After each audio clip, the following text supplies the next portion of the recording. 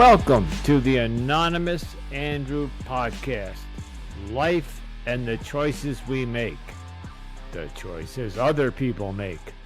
This podcast explores all things as they relate to dating and romantic relationships. Why we ignore or choose to ignore or miss the red flags. Red flags like gaslighting, cheating, lying, narcissistic behavior, deception, mental illness, addiction, and so much more. Join me each week as we continue my journey into the modern dating world with my weekend rants, anonymous guest dating stories, and experts who share their wisdom so I can help you navigate the dating terrain. If you are new to the show, or have been with me from the beginning, hold on tight for the Anonymous Andrew experience. Greetings and welcome to another episode of Anonymous Andrew Podcast. And today I have a guest, Melissa Finley. And Melissa Finley is a transformational love coach. And she does a lot of work with women, but in general, she is a coach who helps people transform, whether it's from divorces or traumatic experiences in relationships and so forth and so on, and to move forward with their lives. And that's where I come in, because that's exactly where I have been and I still am. So I invited Melissa on. So without further ado, as they say, here is my interview with Melissa Finley.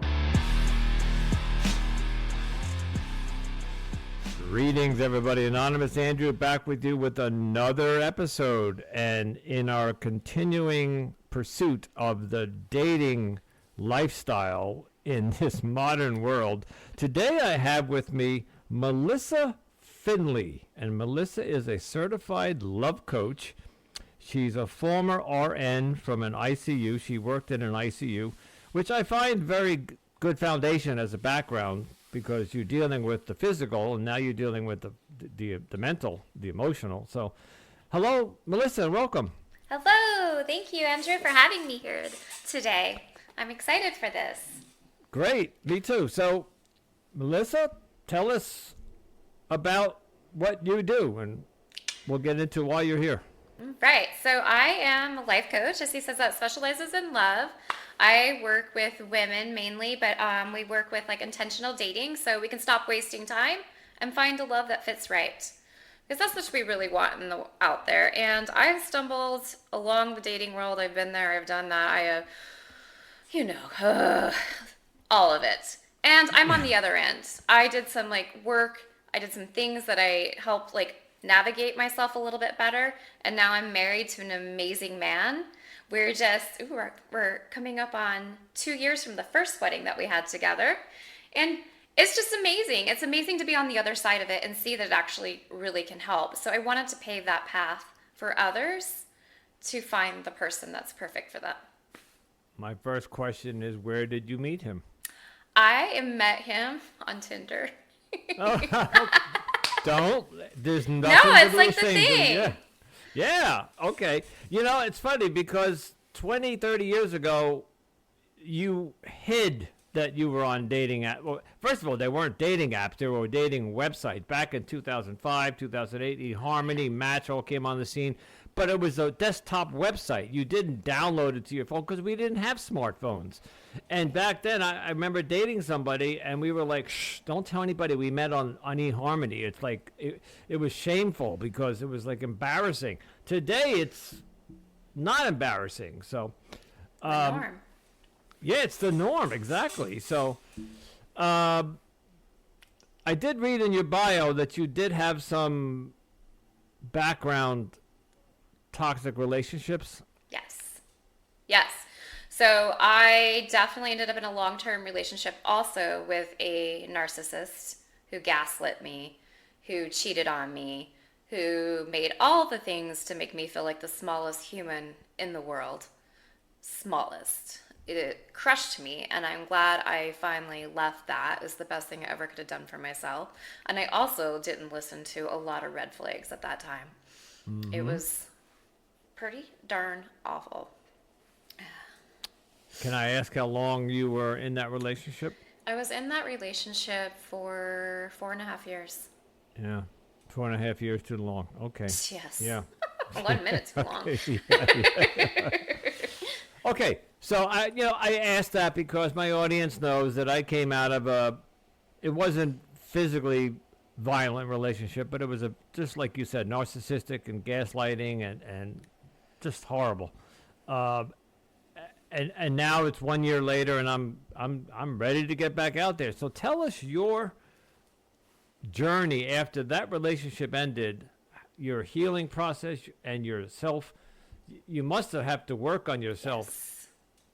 Want to talk Yeah, about that a so little bit? yeah, no, absolutely. So I did a lot of work of like self love work because I feel like that one, after coming out of a relationship out of that, you have a lot of like again, you feel like you're yay big, you're super small, like you are, and then like you're now open, like I was in this type of relationship. It's like also admitting that. I feel like there's a lot of guilt being like, yeah, I stayed with somebody for that long because I really tried to believe in how wonderful they were portraying to me.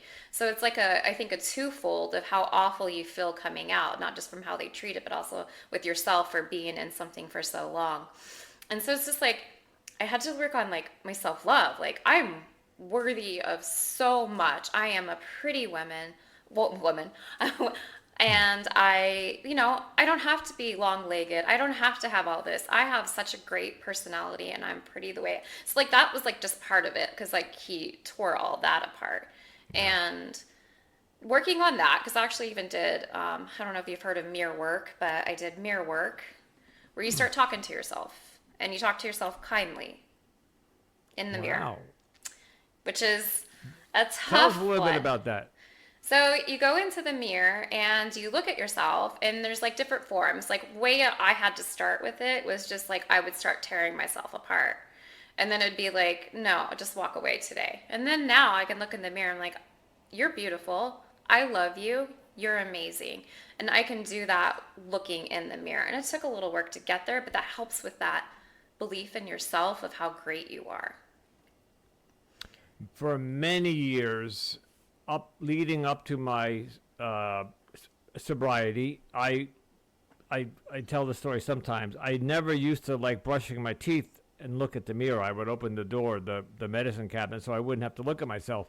And then when I got into sobriety over the years, I felt a little bit better about myself.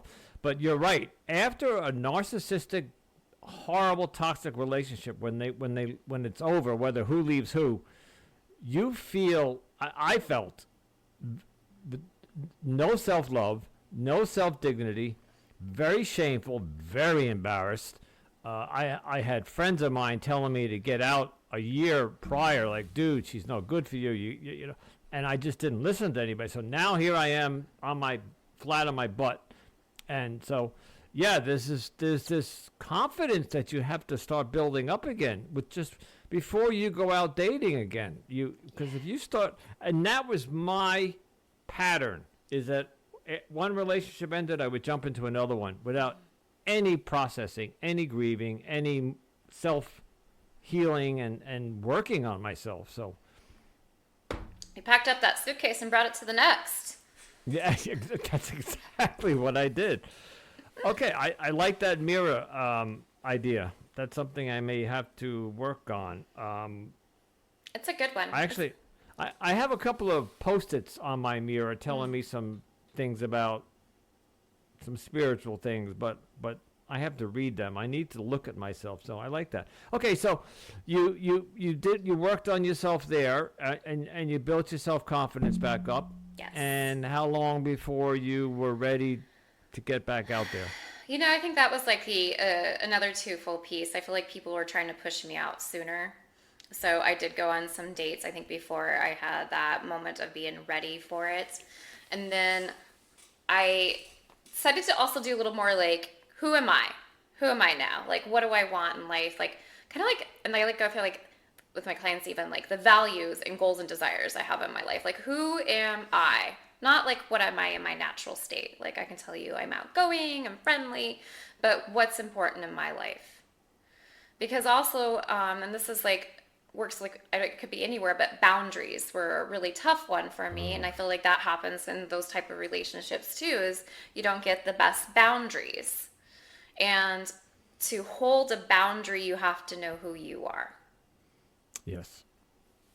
Yeah. I struggle with boundaries a lot. And even when I tried to establish them, she broke right through them because I didn't establish them early on in the relationship. When you try to establish a boundary 6 months or a year later, when you've already showed them that you have no boundaries, they just step right over them. So, okay, so did you use dating apps when you said some of your support groups started pushing you to go back out there? Was it? Yeah, they like literally posted up a dating app for me. They got into Bumble and start doing the stuff for me, and I'm all like, oh, this is kind of fun, let's just go ahead and take a look. It won't hurt, is what, and then they would like, oh, he answered, and they would like start, and I'm like, no, don't. I hear a lot of stories about when friends support your support network tries to do that for you, gets your profile up, and you're like just sitting there going, watching all this going on, but you're not really interested, or at least I wasn't. And I went on some dates over the summer, but I wasn't ready yet. I wasn't dating with intent, with intent, dating with intent to pursue something.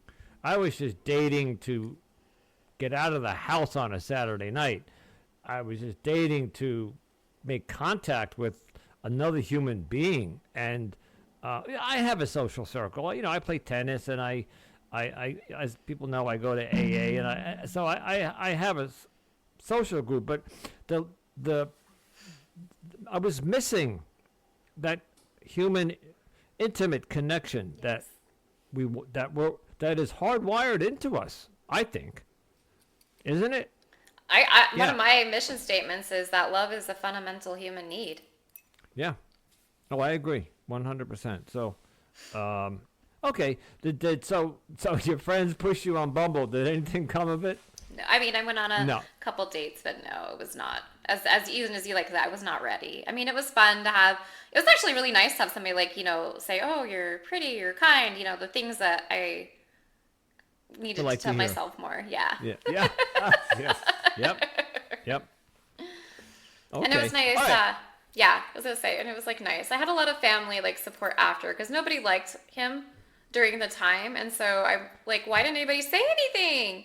Well, you seemed happy, and I'm like, no, gosh. So I asked everybody. I'm like, obviously, my judgment I feel is not the best at this moment. So if I bring somebody else home, can you please like give me feedback? Yeah. I kind of went the opposite direction. I showed everybody her because she was a beautiful Latina, blah, blah, blah. But as things started to go south, I would then call them up and complain and bitch and moan.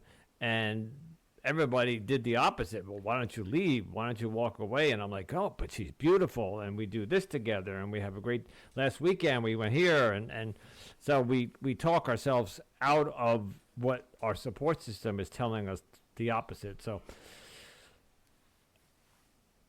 let's say that, and you primarily work with women. So tell us, so a woman goes through a horrible relationship like that, and then she does the mirror for a year, and then maybe she comes to you for some help. Walk us through what that looks like for her to get ready to go back out into this dating world. And I'm going to drop a little curveball in there because I'm finding this to be a little bit of an issue. We're post-COVID, and I'm noticing now, especially now, there's a lot of people walking around with masks on again. Okay. And Yeah, well, up here in New York, they are. I went shopping last weekend, and literally, one out of every five people had a mask on. So for me, if you remember, how can you forget? The lockdown was masks on, 6 feet away, don't talk to anybody, stay, and so some of the mindset is drilled into us to. So I'm not going to approach somebody with a mask on. Either for fear of rejection or just because they're telling me stay away. If you're wearing a mask, you're telling me to stay away. That's what I'm reading. So, but walk us through what you would tell a woman, how to get a woman ready to go back out dating. So I definitely would start with like a positive mindset, love mindset. You want to bring it in. If you want to be going out cynical and jaded, you're not going to get anything out of that. And you got to get that opened up. And then I do go through like the values so you know what you want with yourself to attract the right person, because once you set the values, the goals and desires that you have, you can now say, what do I want in a partner? I want somebody who complements this. I want somebody who mirrors this. So that sets that up for what you're looking for in your person. And I always have them do a list of like must-haves and hard no's. And it's like really like, it's important to put those down and not just obviously attributes, but like, how do you want to feel? You want to feel like happy to go home, or just like those things that are important to you. I want to be able to sit and have a conversation with my husband every night and enjoy that. Or you just like each their own and what they want for uniqueness. Listened, heard, like if that's, I feel like a lot of us in human want to be that, but just what they are for your individual self. Because then you have a kind of okay, I have got a little bit of a plan when I start dating. And they're not, because I feel like sometimes in this for women, like, oh, you must be 6'1" with a 7-figure, job. That is so superficial, and I don't encourage that. Yes. Yeah, and unrealistic. I mean, there are men out there like that, but it's like the unrealistic. 4%. Yeah. Yeah. Good luck. So it's like you start getting that set up, so you know what you want when you go out. And then we do we do work on also like boundary setting, like how to even set a healthy boundary. And then they start getting prepped up. Like, okay, how do we go on a date? Like if we get nervous, I work through like breathing exercises. We get on apps, however they kind of want to try to go about it. I do feel like the nice thing for post-COVID actually is a lot of people spent time at home during COVID reflecting. So now a lot of people are actually going out in the dating world today with not a plan, but like, I know what I want. A different mindset. Yes. Yeah. Instead of just, I feel like we used to kind of willy-nilly it. Like, oh, maybe this will work. Yeah. Dating with intent. Again, you're dating with purpose. And so I think you mentioned this. If one is going out on a date, but they're not feeling confident, or they're not exuding positive energy, it's going to be picked up by the other party. Absolutely. Right? So, yeah. Do we send the women out when do you know they're ready, or do you assess when they're ready? So if they come to you after a horrible relationship and they're 6 months afterwards, and you help them heal through that process? I help them get ready more than the actual healing through. I feel like I'm like one step past that. You kind of have to work on that healing before you would see me, because that. Gotcha. Okay. I can help with some things, absolutely. Like I want to help work that forward, because we still sometimes have these fears or these thoughts that we need to kind of coach, reframe, and get through to get to the other side of the dating path. But the actual healing process itself, I don't work with on that part. Okay. And we talked about this before we recorded. What you do for the women to help them get ready for dating, does it work for men too? Yes. Yes, I feel It like does. Okay. it's a foundation. My program's actually now Love Life Essentials. I build the foundation and move into the work of the beginning dating. Okay. All right. Kind of fun that All way. right. So, all right. So I'm. Here comes another curveball. I am a male, and I'm coming to you, and I'm ready to start dating. And I'm literally meaning that. I'm ready. I'm done. I'm done with like all of this past year of the self-loathing and the self-confidence. I had an epiphany last weekend. Yeah, exactly. I told this on my last weekend. I call them rants on the weekends. I talk to my audience. I met a woman at a laundromat last week. Well, I shouldn't say met. I saw a woman, and I was my my what do they say? My jaw dropped to the floor. Uh, she was my type, my style, my everything. I couldn't take my eyes off her, and I felt as if, wow, I'm back. Like because I hadn't felt that for the whole prior year after the breakup. I had no interest. I saw pretty women, I saw attractive women, but I just wasn't looking. Last weekend, I went back to the laundromat yesterday looking for her.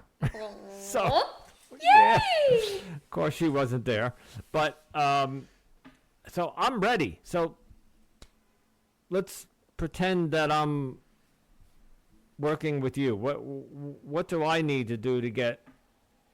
Because I'm lost, but I'm ready. Okay, okay.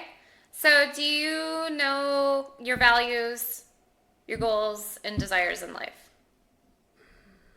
I would say yes. Um, my values, my goals. Well, my goals are to. I still got a few years to go, but eventually retire and get out of New York. Ugh. Yeah, it's horrible. But yeah, and my value is that I know deep down inside that I am a gentleman and I am a decent human being. Which part of the sobriety helps with that. I do work my 12-step program.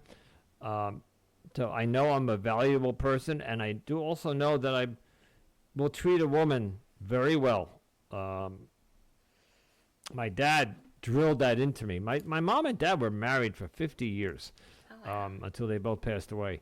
And my dad was a very, I think I told you before, he was a doctor, and but he taught me, he didn't teach me a lot.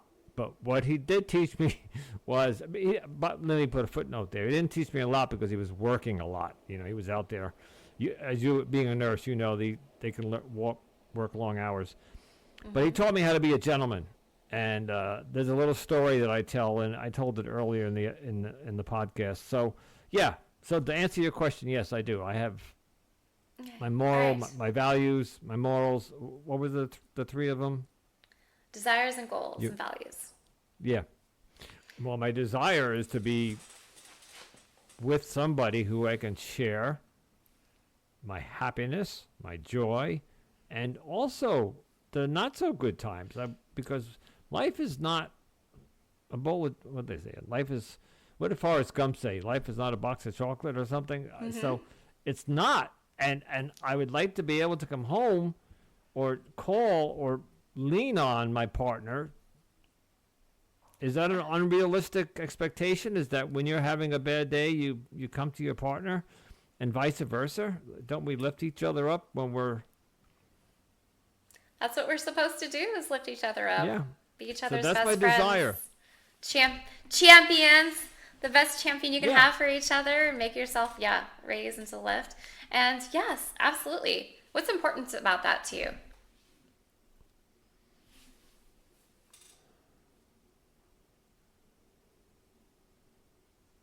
I know long silence pauses on podcasts are uncomfortable and a no-no, but I have to think about that. I think what we said before, I'm wired to be with somebody because because we're basically mammals, and we are.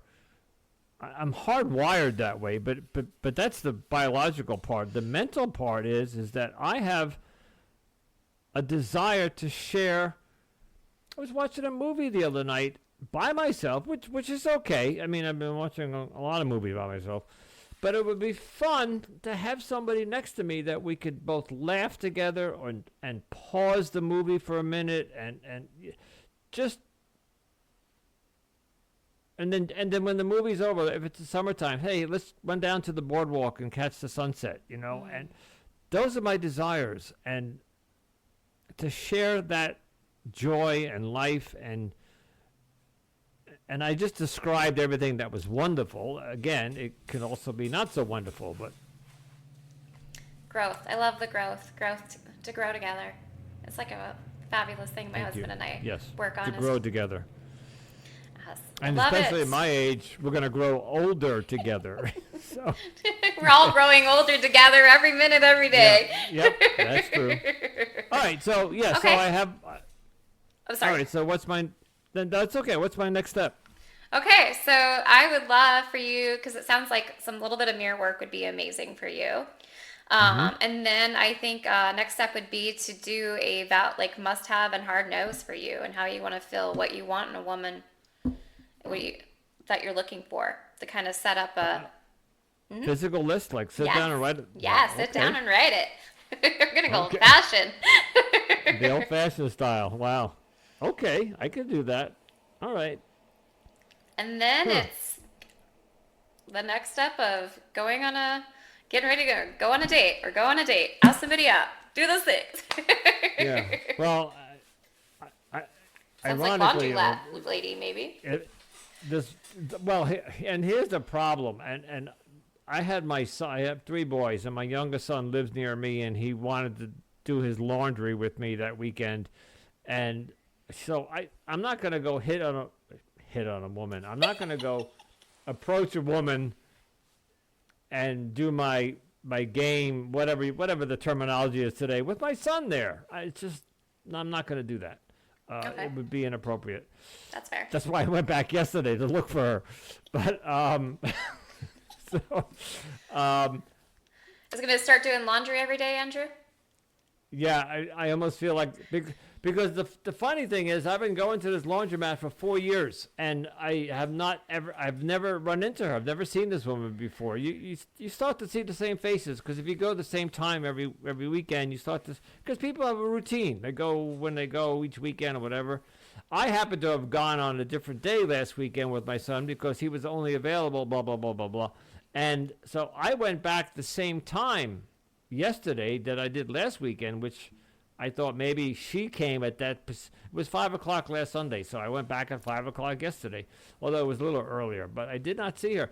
But that's a problem because I don't know her. I don't know if she was just passing through, if she usually does it on Mondays, but she did it the day before. I have no clue. I may never see this woman ever again.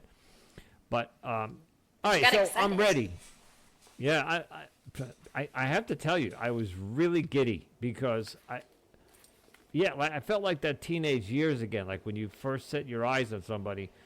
I haven't felt that in a long time, and it felt good, All right, so I'm ready. Now, here, I'm going to bring up a topic here. So let's say you said now you're ready to go dating. The dating apps that are out there, and I've been doing a lot of research on my own and having other people come on. I had 2 women on a couple of days ago, just 2 regular cosmopolitan women, 2 women who live in the metro New York area, and they were complaining in their 30s, and they cannot get a date. And they're on a couple of dating apps. One of them doesn't use a dating app, one of them does, and they work right in the middle of, I promised I would keep their anonymity, but a major metropolitan city, and they're having problem finding men. So anyway, the point is that I'm finding it, and some other people that I'm talking to are finding it difficult to find anybody who will. if we had more time and I could tell you just the stories of the dating women that I've been talking to on the apps in the past couple of weeks. The conversations go nowhere, and I am not one to, hey, how are you today? How's your day going? What a lovely day. Isn't the sun beautiful? I don't do that. Yeah, no, I don't do that. And this woman said to me, I'm not into endless texting. And I said to her, neither am I. So let's do a video this Friday night. And then the first thing she said to me the next morning, after we exchanged phone numbers, I don't think we're a good match. Goodbye. Oh. Yeah, after 5 days of banter back and forth, she tells me, let's get off the app, let's do something. And then I say, let's do video. And then all of a sudden I get a goodbye. So there's a theory that it was a scam or it was somebody that didn't want to show their face. But that's not the first time I told you the story about the woman who didn't want to put makeup on because she didn't want to go on the video. This is the kind of stuff I'm getting. Well, I have to break it to you on that. Dating's still a numbers game, unfortunately. Yeah.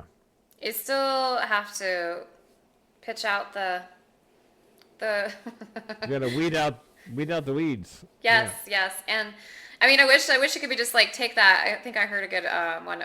It was if you were a sniper, yeah, that'd be great. You could just snipe out your next one that you're going to be in love with. But unfortunately, most of us have to go to the shooting range and have or to the laundromat.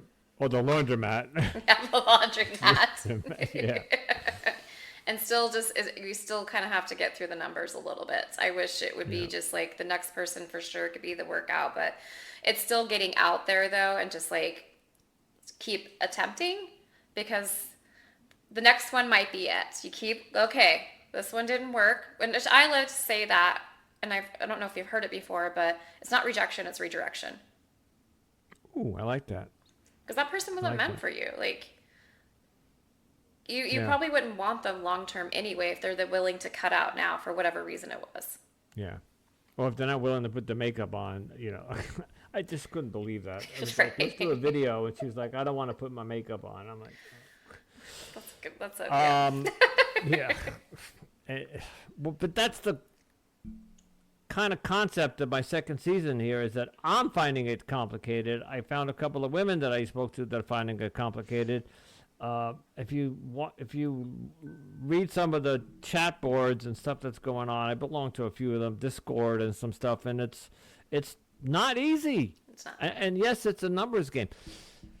Tell me, maybe you can help me with this. What type of body language should I look for in a woman? So I'm at the supermarket or I'm at pick a box store, a Target or something, and I'm just doing my shopping and is there any certain thing I should look for in a woman that she's telling her body language is saying, I'm single, I'm open to being approached, or is that just like potluck, or you? I feel like no, because I feel like there's that body language for sure that says stay away, and it's definitely like the look down, not like making eye contact with anybody. Eye contact is always a big friendly indicator of like I'm willing to engage with people, is that they're willing to make eye contact. Of course, depending on mass situation, smiling or just like having that appearance of like, oh, just like the open like smile, eye contact. I think would be the best one to like put that out there. I heard this recently, and of course you hear this. Social media can be the devil. Yeah. There's a 5-second rule. If you make eye contact for 5 seconds, like you lock eyes, so making eye contact is easy. You're passing each other, you look at each other. It could be 2 seconds. I heard somewhere that if you lock eyes and it's 5 seconds or longer, that she's interested. Yeah. Have you heard of? Yeah. Yes, okay. Yes. But if they're still willing even to make eye contact to you, they're still probably open to any conversation that you might have. Like, oh, hey, you always can feel it out. Like, is that really good? Whatever's in their cart, right? And they're like, no. Or, yeah, it's great. Then you obviously know that they're not going to talk to you. But you can even just like throw in like something easy that can test the waters of, is that good? Yeah. I come from the generation, and I would find it corny today, but in the old days, there used to be the joke that if you were in the cantaloupe or melon section and a woman was standing there, you would ask her, "Is this ripe?" You know, Oh, you ask boy. yeah, see? Oi. So no on that one. I'm just looking for an opener. I'm just looking for an opener. If you just something, yeah, I would not. Is the cantaloupe right? Please don't, Andrew. No. I ask. No, okay. I'm showing my age. But that's what I grew up with. It's like that's how you start a conversation with a woman in the produce section. So I think my audience is getting tired of me because that's where I go. It's the laundromat. It's because I will not date in AA. It's the laundromat, the tennis club, and the supermarket is, the three places that I'm out and about. And then maybe Kohl's or Target, or if I'm ever over there. I don't go to clubs. I don't drink. I don't socialize, other than the beach during the summertime, which is a great place to meet women. But that's another whole episode unto itself. So. Oh, that's great though. Like you have like the spots, and I think like another great thing with the post-COVID is there's more sober dating. Yeah, I did hear that. Like a lot of people put the drink down. There's a lot of people who picked up the drink during COVID, but a lot more put it down as well. Mm-hmm. Yeah, and not because they're alcoholics, just because it's like a trend now. But it makes it nice though. Then like the expectation isn't always drinks. Let's go have some drinks and an appetizer because people are going away from that. They actually we're talking about how like the dinner date is dying. Yes. I do not go on the first date on dinner or nor the second, I don't think. No. It's just not. I'm a coffee date girl myself. I love a good coffee date. Yeah, that's what I'm hearing is that's the best place to go. And then the second date, do something fun. Mm-hmm. I had a question for you, and it just went right out of my head. Okay, if it comes back, I'll ask you. Okay, so I'm just getting myself ready to go back out there. I'm because the laundromat incident really sparked me. It got my juices flowing again, and yay! Yeah, and I'm. Unfortunately, here comes the winter time when many people are not out and about as they are during the summertime, myself included. I lock myself. I'm like a bear. I hibernate in the wintertime, which is not good. So, before we wrap it up, maybe just do you have any particular dating apps that your women are using that have more success? So I feel like the women are using the Hinge app. Some are still using Bumble. Really kind of depends on the woman. Some women don't like it. It's just very dependent on personality. Well, they have to make the first. Yeah. Mm-hmm. And for some women, but some women are okay with that. So it's just really dependent on that. And then Coffee Meets Bagel is another one I heard a lot of women are now on. So that's a newer app that I didn't get to play with just even a couple of years ago. Yeah. 3 years so ago that's now. Fairly new? Is that fairly new? That is a newer one. I think it's been out for a couple of years. Okay.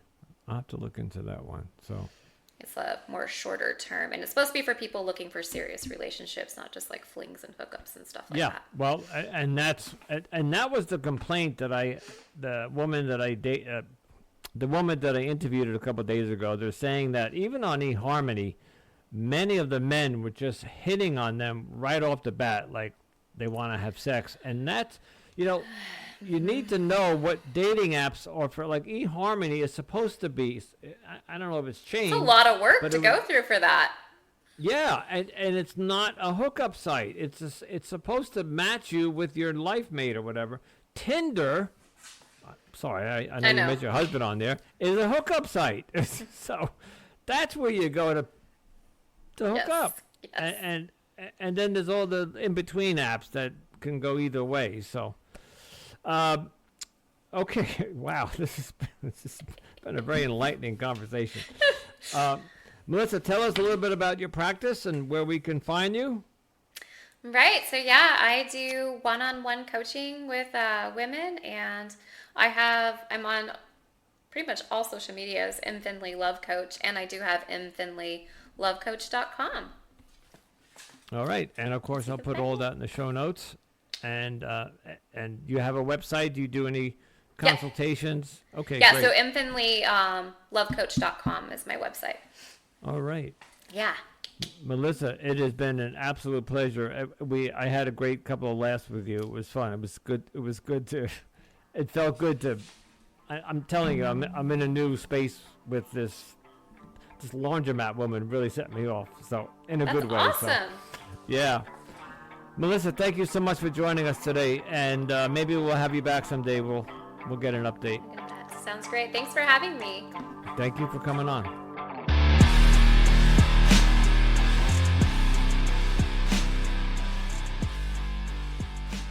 I would love to thank Melissa Finley for coming on and sharing her wisdom. This dating scene, folks, is just a mess. I don't want to sound like my grandfather, but when I was growing up, none of this. You know, there was no dating apps. There were no cell phones. There was no, you met somebody or you went home and I remember my parents gave us a phone, a landline, and it was in the hallway so they could hear us talking. But my sisters and we all shared the phone. But across the hall, about, 4 feet away, there was the entrance to the basement. And I would take the phone and the cord was 6 feet, and I would extend it, and I would go into the top of the basement, sit on the top step, and talk to these women, girls at the time in high school. And that's what we did. We would sit on the phone for hours and hours and just talk and talk and talk. And then, hey, you want to go out for pizza Friday night? And I know that's teenage dating, and it's a whole different world and time and age difference and all that. But it was easy and it was simple. It has just gotten so complicated. I am 63 years old. I am single. I have a decent job. I can give you all my qualifications. I'm a nice guy. I got some obviously defects of character that I've been working on. I don't establish boundaries. I'm maybe codependent. Blah blah blah. But I'm not a wife beater, and I'm not a drug addict, and I'm a, dare I say, I think I'm a catch. But how do you convey that to a woman in today's world who's walking around with masks on and I guess just a demeanor of sourpuss? And I know it's my attitude. If I go out in the world with that attitude, that's what I'm gonna find. I know, so I gotta switch it up. So anyway, here it comes.